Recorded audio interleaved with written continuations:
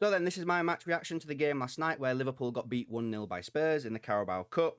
And I'm going to do something a little bit different today. I'm not going to be doing the stats and everything like that I normally do. I'm just going to be breaking it down and interpreting the game from my point of view, and it just goes as long as it goes for guys.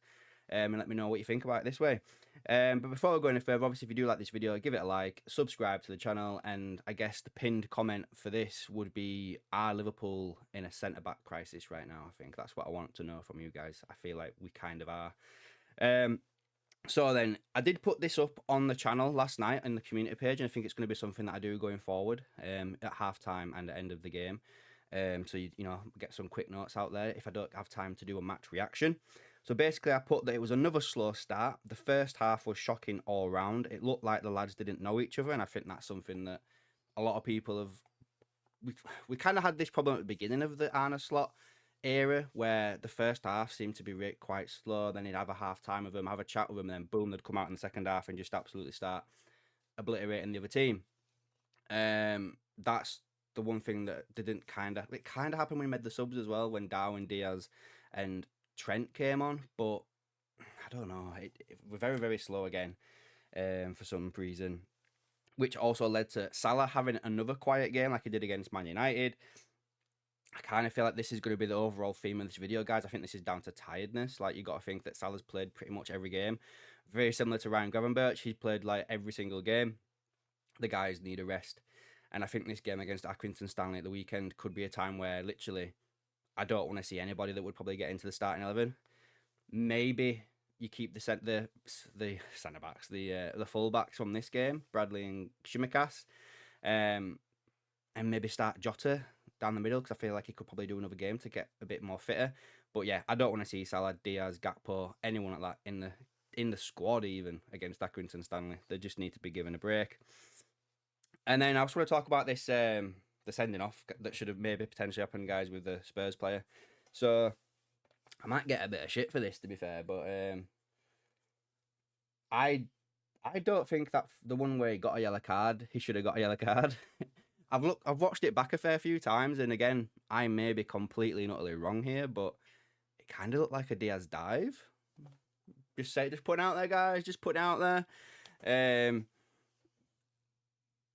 But what I will say is, having been booked already, and then the challenge on Shimikas, it is another yellow card, so he should have gone for that. That I will say that. And I think that rule needs to change as well. Like, why is it okay for a team to injure potentially one of our players or one of their players, whichever, and then the injured player has to be on the sideline and play can continue and they can have a man advantage, which is kind of what happened. But I do also kind of think Liverpool defensively could have sorted that issue out when they did end up scoring. But yeah, that shouldn't be allowed to happen, where, you know, the team that's had the injury potentially are then chastised for that happening. It don't make sense. Shimikas should have been allowed to come back on, basically, guys. A couple of other points for you as well I want to talk about. I feel like I've seen it online about this conversation regarding Alisson, and I feel like he still is the best goalkeeper in the world.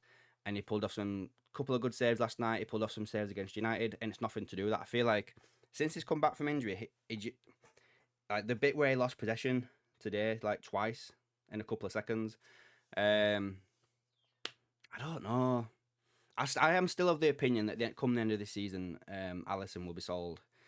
I just think it's the time. He keeps getting these muscular injuries. We've just signed Mamadashvili. I just think it's going to happen, guys. But I hope it doesn't. Like, you know, he's probably the best goalkeeper I've ever witnessed at Liverpool, in all fairness. Probably the best goalkeeper of the modern era. But I don't know. There's something not right there. Just something that's not right. And I want to go into Kwanzaa now as well. I feel like he needs a loan or something, or just taken out, sort his head out or something. He just seems to have dropped off a bit of a cliff this year, and I'm not digging him out. I still think he's a good player. I still think he should have signed that contract. But if you were to look at how he's performed last year and this year, it seems like he's just a completely different player. I don't know if that's because of the fans on his back. I don't know if that's because of the stuff that came out about him, you know, his private life and stuff. I don't know. but there just seems to be something that's just not quite right with him, and I kind of do prefer Endo at centre back right now. Um, we seemed a lot more solid when Endo went there, and then the stuff that came out after the game as well is that like Slot turned around and said that Kwanzaa was not injured per se; he was ill. I mean, if he's that ill, should he have really started the game? Should he have been in the squad? You know, like I'm always of the opinion that if you're on the bench, then you're fit enough to play the game. That's just always been my opinion. You should be available to play the full 90 minutes if you're on the bench, because what if the player who you're going to come on for gets injured in the first 30 seconds, minute of the game, but you're there and you've been told you can't really play more than an hour? Bit of a waste of a spot on the bench, isn't it? I guess lastly, guys, I want to just talk about the whole team right now. And I've mentioned this in a video yesterday. I think Darwin Núñez's time at the club's coming to an end. I do think that if Liverpool have someone in mind that they're gonna get to come in as a new number 9 or whatever, if it's Mamouche or whatever, whoever it is, let's loan Núñez out this window and get somebody else in who can actually do the job, because I feel like he's always fit, he always puts an effort in, but I just don't think he's physically capable of doing what Arne Slot needs as a striker. Jota is never really fully fit, and Chiesa, let's just leave Chiesa out of this right now. And the Luis Diaz trial of him going down as a number 9, it works in some games, don't work in other games. But the fact that Luis Diaz is being trialled as a number 9, that just shows that Arne Slot does not like or would want another option to Darwin Núñez as a number 9. Otherwise, you'd just play Darwin Núñez, right? I mean, he did play a fair few games in a row with Slot maybe trying to play him into some sort of form, and it didn't work, has it? So I don't know. I've always supported the lad while he's been here, but I do think that it's coming to an end. Is Darwin Núñez's time here? The club need to go out and sign at least 2 players this window if they possibly can, to keep us going towards winning everything. You know, I recommend another centre back right now. We're relying on Endo as a centre back. You know, we've got Kwanzaa, who's just shot, as I've already said. Kanate, who can't stay fit. Gomez is out injured right now. You know, I just said then, like, who we need to rest some players against Accrington Stanley, but are we going to really play Kwanzaa and Endo as our centre back partnership against Accrington Stanley? Like, maybe.